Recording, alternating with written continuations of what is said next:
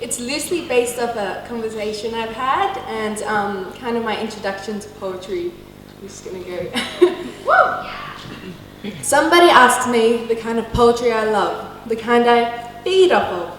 Well, first of all, I only ever have it served fresh from the soul with no unnecessary sugar coating it, keeping me from that truthful center. I liked it cooked medium rare, case of blue lives protecting brown in the world of one-sided stories and media exaggeration, the dead never looking up because they're too busy looking down at all of their mistakes that we need to repeat for ourselves just to be sure. It's not like genocide is new or racism is a 2016 trend. However, by now you think we know better than to confuse foe with friend. Still, I can't have it given to me by chauvinists or bigots, no.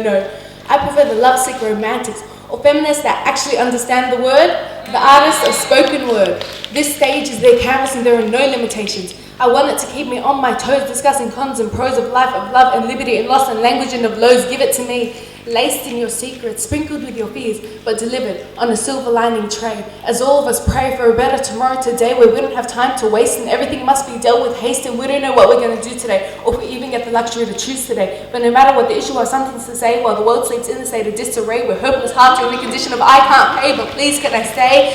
Where people are deemed illegal and are blindly sent away to places worse than their homes. Those that they were escaping from to enter the unknown with prayers as nourishment and the burning sun as reassurance that they were alive, not living, but alive.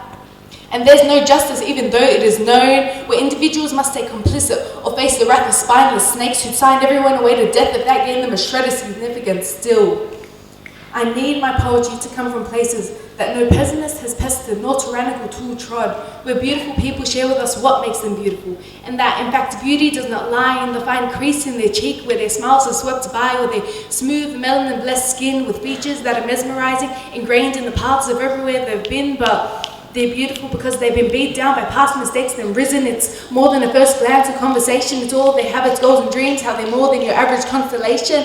They're not just a bunch of stars, they're the universe, and they're not beautiful, but beauty itself. They don't write poetry, they are poems themselves, where ideas run free like an open flame, lighting, igniting the poet in us all.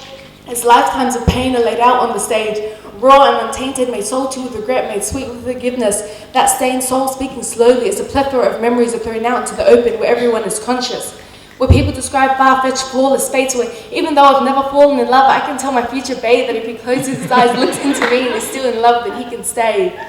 I take my poetry in small monthly doses that overwhelm me with thought-provoking prompts. I've seen a woman write a letter to her loveless father, a child put their imagination into almost tangible sentences, a teen girl fight against her abusers, demons and bullies as men talk about how they can cry too. I need it, with that subtle hint of empathy whilst passionately being smothered with anger as we protest for change and know that no one will find us strange or make us feel small. You ask me what kind of poetry I love, I say I love it all. But still, you say I hold it too high up for no reason.